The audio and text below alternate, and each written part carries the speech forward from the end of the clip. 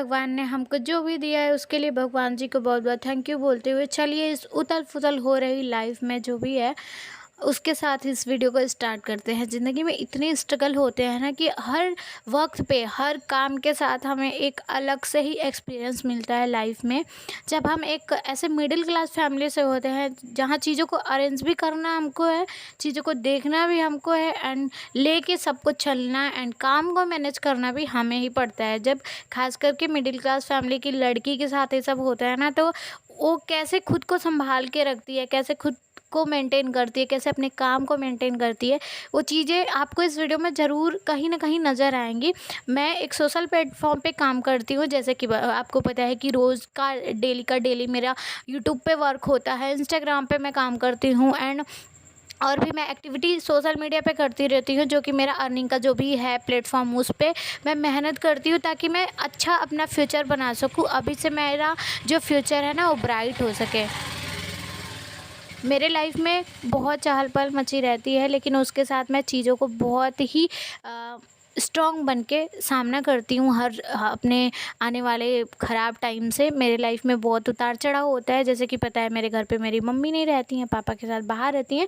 Actually पापा job करते हैं तो उनको बनाने-खिलाने के लिए उनका रहना अनिवार्य है। घर पे दादी-बाबा हैं तो मैं चीज़ों को लेके चलती हूँ और बहुत कुछ सँभालना पड़ता है लाइफ में। लेकिन हाँ, कभी ये नहीं सोचती कि मैं गिव अप कर दूँगी, कभी ये नहीं सोचती कि मैं एक ही चीज़ कर पाऊँगी, मैं यूट्यूब अपना नहीं सँभाल पाऊँगी। मैं सब कुछ लेके चलती हूँ और खुद को कभी-कभी ना जब मैं कमज़ोर होती हूँ तो खुद को मोटिवेट करने के लिए खुद का ही एग्ज़ाम्पल देती हूँ कि यार प्रिया तुम तो इतना कर सकती हो यार, करो तुमसे होगा। मैं किसी और को अपना मोटिवेशन नहीं मान के मैं खुद को अपना मोटिवेशन मानती हूँ एंड चीज़ों को मैं करती हूँ। तो जो अभी ये ब्लॉग है ना इसमें आप लोगों ने पहले देखा होगा मेरे दादा दादी जी गए थे लोग गया जी, तो वहाँ से आज आने वाला दिन था।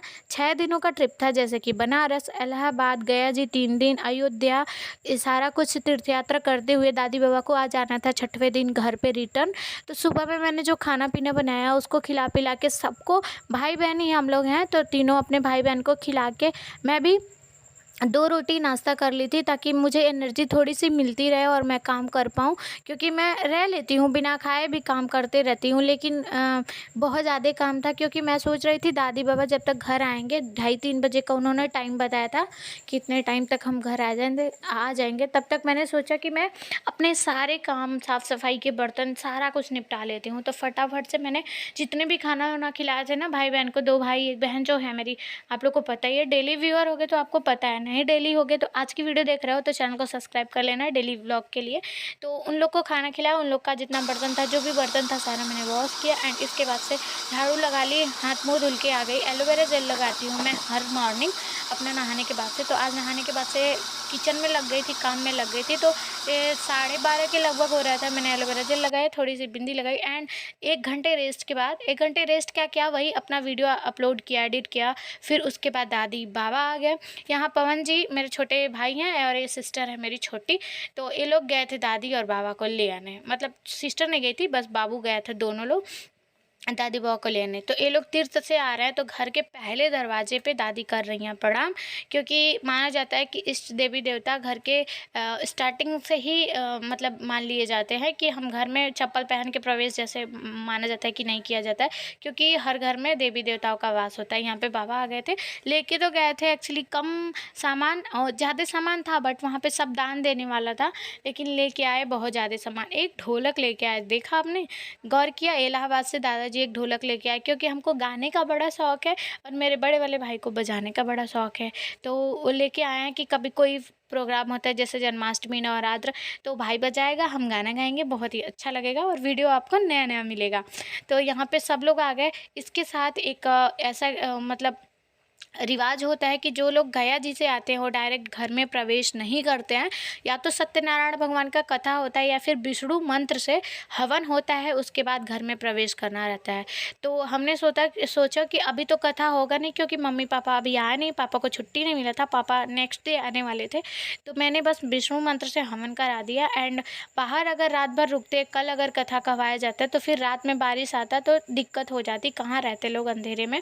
तो इसके नाते हवन हवन हुआ। तो हवन का सामग्री में मैं तिल और जौ और गुड़ और थोड़ा सा मैंने लिया है मीठा में लड्डू आया था वो, और घी मिक्स किया है। एंड इसके बाद पूजन की थाली मैं तैयार कर रही हूँ। इसमें चावल, इसमें लिया है हमने गुड़, चावल में हल्दी ऐड कर दिया है एंड सिंदूर।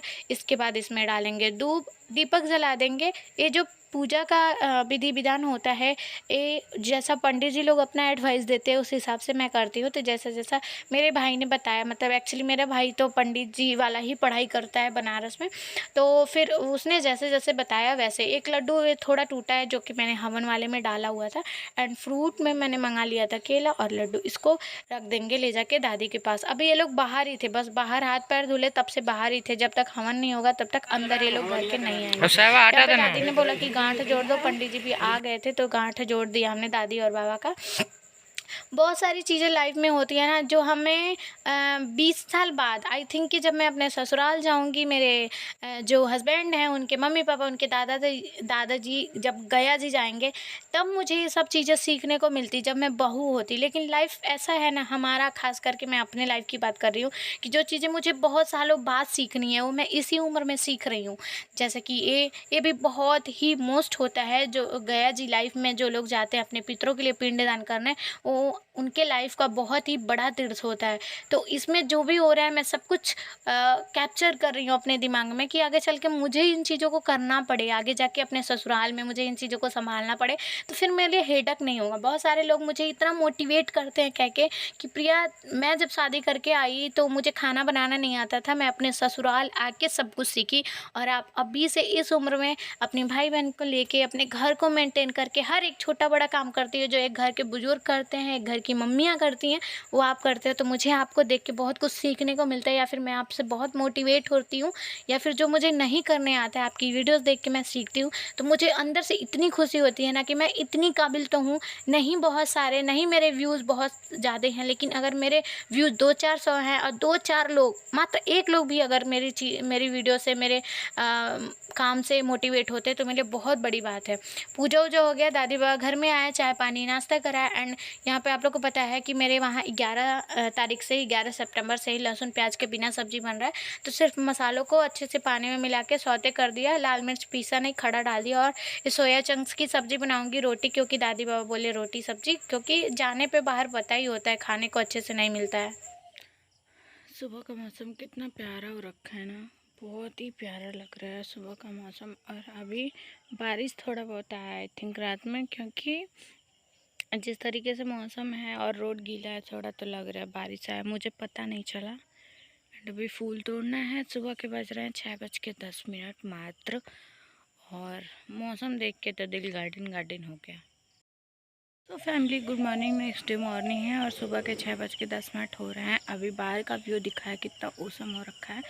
और रात में मैं कल दिन भर इतना काम करते करते थक गई थी ना, कि रात में 9 बजे ही मैं सो गई थी। ऐसे तो मैं 11:30, पौने 12 या फिर 12 बजे तक जगती हूँ, लेकिन मैं 9 बजे ही सो गई थी। मुझे इतना नींद आ रहा था, कुछ भी काम नहीं सूझ रहा था। जल्दी से दादी बाबा को खाना बनाया, खिलाया, बर्तन सारे भिगोए और 2 रोटी खाई, फटाफट से सो गई। और अभी उठी हूँ 5:30 बजे।